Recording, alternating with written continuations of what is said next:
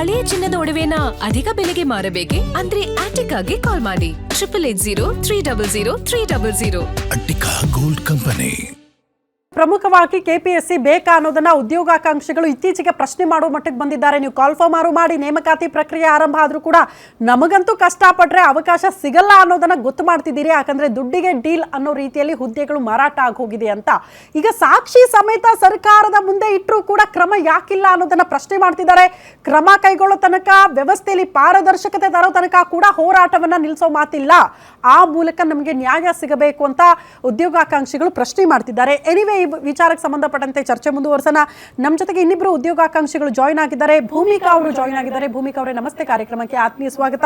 ಮೋನಿಕಾ ಅವರು ಕೂಡ ಇದ್ದಾರೆ. ಮೋನಿಕಾ ಅವರೇ ನಮಸ್ತೆ, ಕಾರ್ಯಕ್ರಮಕ್ಕೆ ಆತ್ಮೀಯ ಸ್ವಾಗತ. ಅದೇ ರೀತಿ ಝೂಮ್ ಲೈವ್ ಅಲ್ಲಿ ಲಕ್ಷ್ಮೀಕಾಂತ್ ಅವರು ಕೂಡ ನೇರ ಸಂಪರ್ಕದಲ್ಲಿ ಜಾಯ್ನ್ ಆಗ್ತಿದ್ದಾರೆ. ಲಕ್ಷ್ಮೀಕಾಂತ್ ಅವರೇ ನಮಸ್ತೆ, ಕಾರ್ಯಕ್ರಮಕ್ಕೆ ಆತ್ಮೀಯ ಸ್ವಾಗತ. ನಮಸ್ತೆ ಮೇಡಮ್. ನಮಸ್ತೆ. ಓಕೆ, ಭೂಮಿಕಾ ಅವರೇ ಎಲ್ಲಿಂದ ಬಂದಿದ್ದೀರಿ? ಎಷ್ಟು ವರ್ಷ ಆಯ್ತು ನೀವು ಪ್ರಿಪೇರ್ ಆಗ್ತಾ ಇದ್ದು ಸರ್ಕಾರಿ ಹುದ್ದೆ ಪಡ್ಕೊಳ್ಬೇಕು ಅಂತ? ಮೇಡಮ್, ಯಾವ್ದು ಪ್ರಿಪೇರ್ ಆಗ್ತಿದ್ದೀರಿ? ನಾನು ದೈಹಿಕ ಶಿಕ್ಷಣ ಟೀಚರ್ ಪೋಸ್ಟ್ಗೆ ನಾವು ಪ್ರಿಪೇರ್ ಆಗ್ತಾ ಇದ್ದೇನೆ ಮೇಡಮ್. ನಾನು ಹಾವೇರಿ ಜಿಲ್ಲೆಯಿಂದ ಬಂದಿದ್ದೇನೆ ರೀ. ಸುಮಾರು ವರ್ಷಗಳಿಂದ ನಾನು BPED ಮಾಡಿ 2013-14 BPED ಮುಗಿತ್ರಿ. ಅವಾಗಿಂದ ಸ್ವಲ್ಪ 2 ವರ್ಷ ಆ ಕಡೆ ವರ್ಕ್ ಮಾಡಕ್ಕಿಂತ ನಾವು ಓದ್ತಾ ಇದ್ದೇನೆ ಮೇಡಮ್. ಈ ಕುತ್ಕೊಂಡು 3 ವರ್ಷದಿಂದ ಇದೇ ಫಿಸಿಕಲ್ ಎಜುಕೇಶನ್ ಪೋಸ್ಟ್ಗೆ ಓದ್ತಾ ಇದೆ ಮೇಡಮ್. ಅದ್ರ ನೋಟಿಫಿಕೇಶನ್ ಆಗ್ತಾ ಇಲ್ರಿ. ಸೊ ಹಂಗಾಗಿ ಈಗ ನೋಟಿಫಿಕೇಶನ್ ಆಗಿದೆ. ಈಗ ಅದ್ರ ಬೆರಳಿಕೆಯಷ್ಟು ಪೋಸ್ಟ್ ನೇಮಕಾತಿ ಆಗ್ತಾ ಇದೆ ಮೇಡಮ್. ಸೊ ಹಂಗಾಗಿ ಇಲ್ಲಿ ನಮಗೆ ಬಹಳ ಅನ್ಯಾಯ ಆಗ್ತಾ ಇದೆ. ಶಿಕ್ಷಣ ಇಲಾಖೆಯಲ್ಲಿ ಅತಿ ಹೆಚ್ಚು ತುಳಿತಕ್ಕೆ ಒಳಗಾದವರು ಅಂತಂದ್ರೆ ನಾವು ದೈಹಿಕ ಶಿಕ್ಷಣ ಶಿಕ್ಷಕರು ಮೇಡಮ್. ಯಾವುದೇ ಸರ್ಕಾರ ಬಂದರೂ ಕೂಡ ನಮ್ಮನ್ನ ನೇಮಕಾತಿ ಮಾಡಿಲ್ಲ ಅವರು. ನಮ್ಮನ್ನ ಎಷ್ಟೇ ಹೋರಾಟ ಮಾಡಿದ್ರು, ಎಷ್ಟೇ ಮನವಿ ಪತ್ರಗಳನ್ನ ಕೊಟ್ಟು ಸರ್ಕಾರ ನಮ್ಮನ್ನ ನಿರ್ಲಕ್ಷ್ಯ ಮಾಡ್ತಾನೆ ಬರ್ತಾ ಇದೆ ಮೇಡಮ್. ಸೊ ಹಂಗಾಗಿ ನಾವು ಎಷ್ಟು ಎಚ್ಚರಿಕೆ ಕೊಟ್ಟರು ಕೂಡ ಸರ್ಕಾರ ನಮ್ಮನ್ನ ಈ ಒಂದು ನಮ್ಗೆ ಎಷ್ಟು ನಾವು ಕಣ್ಣೀರು ಹಾಕಿದ್ರು ಅವ್ರಿಗೆ ಒಂದು ಸ್ವಲ್ಪ ಮಾನವೀಯತೆನೇ ಇಲ್ಲ ಮೇಡಮ್. ನಿಜ ಹೇಳ್ಬೇಕಪ್ಪ ಅಂತಂದ್ರೆ ಇವತ್ತು ನಿರುದ್ಯೋಗಿಗಳಿಗೆ ಅಷ್ಟೇ ಅನ್ಯಾಯ ಆಗ್ತದೆ ಮೇಡಮ್. ಸರ್ಕಾರಿ ಶಾಲೆಯಲ್ಲಿ ಓದ್ತಕ್ಕಂಥ ಪ್ರತಿಯೊಂದು ಮಗುವಿಗೆ ಕೂಡ ಅನ್ಯಾಯ ಆಗ್ತಾ ಇದೆ ಮೇಡಮ್. ಮಕ್ಕಳ ಸರ್ವಾಂಗೀಣ ಅಭಿವೃದ್ಧಿ ಆಗ್ಬೇಕಪ್ಪ ಅಂದ್ರೆ ಫಿಸಿಕಲ್ ಎಜುಕೇಶನ್ ಟೀಚರ್ ಪ್ರತಿಯೊಂದು ಶಾಲೆಗೂ ಬೇಕ್ರಿ. ಅದು ಪ್ರಿಯಾರಿಟಿ ಏನ್ ಹೇಳ್ತಾರೆ, priority physical education first priority ಅವರು ಬೋಧಿಸ್ತಕ್ಕಂಥ ಟೀಚರ್ಸಿಗೆ ಕೊಡ್ತಾರೆ. ನಿಜ ಹೇಳ್ಬೇಕಪ್ಪ ಅಂದ್ರೆ ಬೇರೆ ರಾಜ್ಯದಲ್ಲಿ ಸಿಗ್ತಕ್ಕಂಥ ಫಿಸಿಕಲ್ ಎಜುಕೇಶನ್ಗೆ ರೆಸ್ಪೆಕ್ಟ್ ಆಗಿರ್ಬೋದು, ಏನೇ ಒಂದು ನೋಟಿಫಿಕೇಶನ್ಸ್ ಆಗಿರ್ಬೋದು, ಅದು ನಮ್ಮ ರಾಜ್ಯದಲ್ಲಿ ಸಿಗ್ತಾ ಇಲ್ಲ ಮೇಡಮ್. ನಾವು ಇದರಿಂದ ಭಾಳ ಬೇಸತ್ತು ಹೋಗಿದ್ದೀವಿ. ಎಷ್ಟೋ ಜನ ಇದು ಏನದು ನೊಂದು ಬಿಟ್ಟು ಆತ್ಮಹತ್ಯೆನೂ ಕೂಡ ಶರಣಾಗಿದ್ದಾರೆ ಮೇಡಮ್ ನಮ್ಮ ಫಿಸಿಕಲ್ ಎಜುಕೇಶನ್ ಟೀಚರ್ಸ್. ಹಾಗಾಗಿ ನಾನು ಕೂಡ ನಾನು ಹೇಳ್ತೀನಿ ರೀ ಮೇಡಮ್, ಇವತ್ತು ನಿಮ್ಮ ನೋವು ನಿಮ್ಮ ಕಣ್ಣೀರೆಲ್ಲ ಅರ್ಥ ಆಗುತ್ತೆ. ಪಾಪ ನೀವು ಎಷ್ಟು ಕಷ್ಟ ಬಿದ್ದಿದ್ದೀರಿ ಅಂತ ಒಂದು ಕೆಲಸಕ್ಕಾಗಿ. ಪಾಪ ಹೆಣ್ಣು ಮಕ್ಕಳನ್ನ ನೀವು ಗ್ರಾಮೀಣ ಪ್ರದೇಶದಲ್ಲಿ ಓದಿಸೋದೇ ದೊಡ್ಡದು, ಅಂಥದ್ರಲ್ಲಿ ತಂದೆ ತಾಯಿ ಓದಿಸಿದ್ದಾರೆ.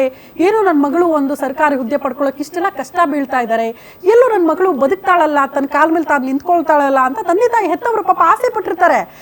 ಎಕ್ಸಾಕ್ಟ್ಲಿ ಗ್ರಾಮೀಣ ಪ್ರದೇಶದಲ್ಲಿ ಹಂಗೆ ಇದೆ. ಹೆಣ್ಮಕ್ಳು ಓದಿ ಏನ್ ಮಾಡಬೇಕು, ಮದುವೆ ಆಗಿ ಬೇರೆಯವ್ರ ಮನೆಗೆ ಹೋಗ್ತಾರೆ, ಅವ್ರಿಗೆ ಯಾಕೆ ನಾವು ಓದಿಸ್ಬೇಕು?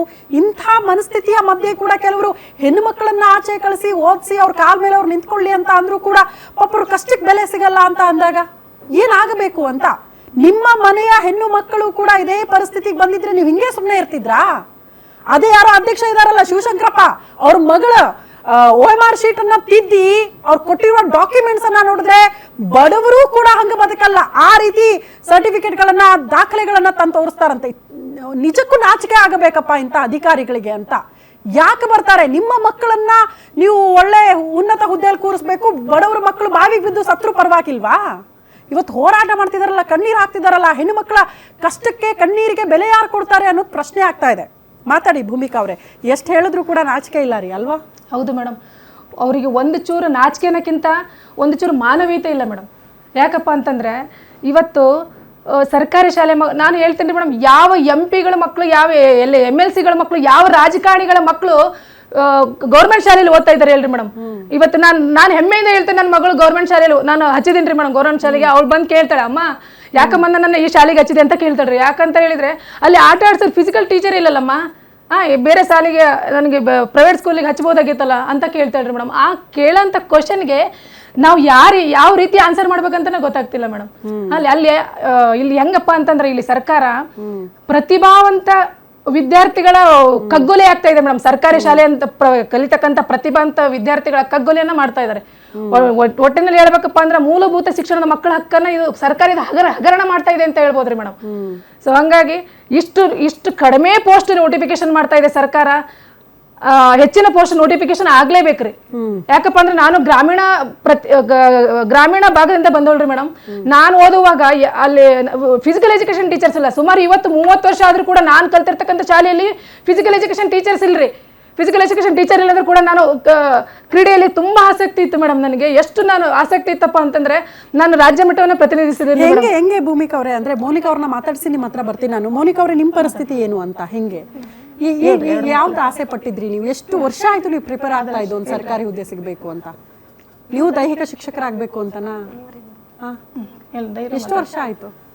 ಆ್ಯಕ್ಚುಲಿ ನಾನು 2018ರಲ್ಲಿ ಓದಿದ್ದೆ ಮೇಡಮ್. ಆವಾಗಿಂದ ಯಾವ ನೋಟಿಫಿಕೇಶನ್ ಆಗಿಲ್ಲ, ಬರೀ ಮೊರಾರ್ಜಿ ಅಷ್ಟೇ ಆಗಿತ್ತು. ಅದರಲ್ಲಿ ಆವಾಗ ಕಡಿಮೆ ಪೋಸ್ಟ್ ಇದ್ದವು. ಆವಾಗಿಂದ ನೋಡಿದೆ ಮತ್ತೊಂದ್ಸಲ ಚಾನ್ಸ್ ಇರುತ್ತೇನೋ, ಮತ್ತೊಂದ್ಸಲ ಮಾಡ್ಕೋಬೇಕಂದ್ರೆ ಇಲ್ಲಿವರೆಗಾದ್ರೂ ನಾನು ಓದ್ತಾ ಇದ್ರೆ ಮತ್ತೆ ಮ್ಯಾರೇಜ್ ಐತ್ರಿ ಮೇಡಮ್, ಮತ್ತೆ ಮಕ್ಕಳು ಆದ್ರಿ. ಆದರೆ ಇನ್ನು ನಮ್ಗೆ ಇನ್ನು ನೋಟಿಫಿಕೇಶನ್ ಆಗುತ್ತಂತ ಆ ಥರ ಬರೋಸದ ಮೇಲೆ ಇನ್ನೂ ಕಂಟಿನ್ಯೂ ಸ್ಟಡಿ ಮಾಡ್ತಾನೆ ಇದ್ದೀವಿ ಮೇಡಮ್. ಓಕೆ, ಎನಿವೆ ನಮ್ಮ ಜೊತೆಗೆ ಲಕ್ಷ್ಮೀಕಾಂತ್ ಅವರು ಕೂಡ ಜಾಯಿನ್ ಆಗಿದ್ದಾರೆ ಝೂಮಲ್ಲಿ. ಲಕ್ಷ್ಮೀಕಾಂತ್ ಅವರೇ, ಏನ್ ಇಷ್ಟೆಲ್ಲ ಹೋರಾಟ ಮಾಡಿದ್ರಿ, ಪ್ರತಿಭಟನೆ ಮಾಡಿದ್ರು, ಪ್ರಶ್ನೆ ಮಾಡಿದ್ರು, ವ್ಯವಸ್ಥೆ ಸರಿದಾರಿಗೆ ಬರ್ತಾ ಇಲ್ಲ, ಅಗೇನ್ ಭ್ರಷ್ಟಾಚಾರ, ದುಡ್ಡು ಕೊಟ್ರೆ ಹುದ್ದೆಗಳು, ಬಡವರ ಮಕ್ಕಳು ಸತ್ರು ಪರವಾಗಿಲ್ಲ, ಹೆಂಗೆ ಅಂತ ವ್ಯವಸ್ಥೆಯನ್ನ ಸರಿದಾರಿಗೆ ತರೋದು ಹೇಗೆ? ದಂಗೆ ಹೇಳ್ಬೇಕಾ ವಿದ್ಯಾರ್ಥಿಗಳು ಅಂತ? ಅಂದ್ರೆ ಉದ್ಯೋಗಾಕಾಂಕ್ಷಿಗಳು ದಂಗೆ ಹೇಳ್ಬೇಕಾ ದೆಹಲಿ ಮಟ್ಟದಲ್ಲಿ?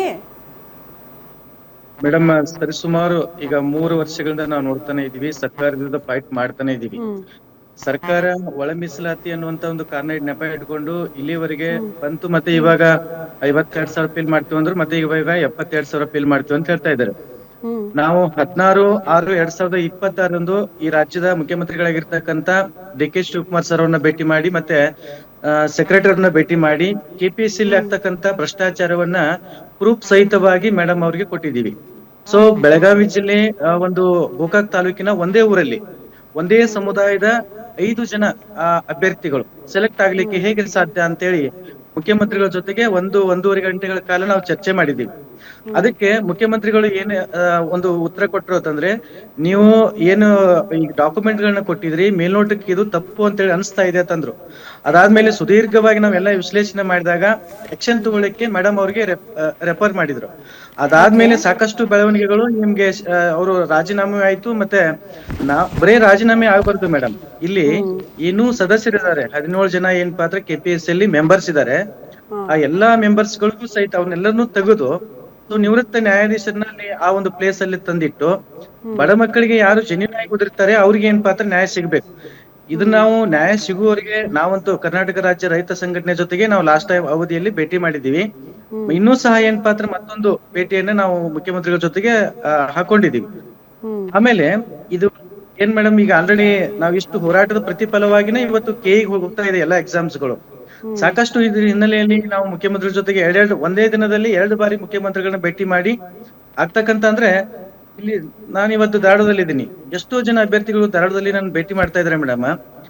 4 ವರ್ಷಗಳಾಯ್ತು. ಆಮೇಲೆ ಈಗ ನಿಮ್ಮ ಸ್ಟುಡಿಯೋದಲ್ಲಿ ದೈಹಿಕ ಶಿಕ್ಷಕರೆಲ್ಲ ಅಭ್ಯರ್ಥಿ ಕ್ಯಾಂಡಿಡೇಟ್ಸ್ ಇದಾರ್ರಿ, ಅವರು 19 ವರ್ಷ ಆಯ್ತು. ಅವರು ಅದರಲ್ಲಿ ಸುಮಾರು ಜನ ಈಗ ವಯೋಮಿತಿ ಹೋಗ್ಬಿಟ್ಟಿದೆ. ಆಮೇಲೆ ಈಗ ಕಾಲ್ಫರ್ಮ್ ಆಗ್ತಿದೆ ಟೀಚರ್ಸ್ ನೇಮಕಾತಿ 15,000 ಮತ್ತೆ ಆ ಟೀಚರ್ಸ್ ನೇಮಕಾತಿಯಲ್ಲಿ ಸಾಕಷ್ಟು ಟಫ್ ಆಗಿರ್ತಕ್ಕಂಥ ಈವನ್ KAS ಎಕ್ಸಾಮ್ಗೂ ಆ ರೀತಿ ಆ ಒಂದು ಕ್ರೈಟೇರಿಯಾ ಇಲ್ಲ. ಅಲ್ಲಿ ಡಿಸ್ಕ್ರಿಪ್ಟಿವ್ ಅಂತೆ. ಈಗ ಡಿಸ್ಕ್ರಿಪ್ಟಿವ್ ಏನ್ ಬರಿಬೇಕು ಹೇಳ್ರಿ? ಅಲ್ಲಿ ಹೊನ್ನಪ್ಪ ಸರ್ ಇದಾರೆ, ಅವರೆಲ್ಲ ಏಜ್ ಎಲ್ಲ ಡಿವೈಡ್ ಆಗ್ಲಿಕ್ಕೆ ಬರ್ತಾ ಇದೆ.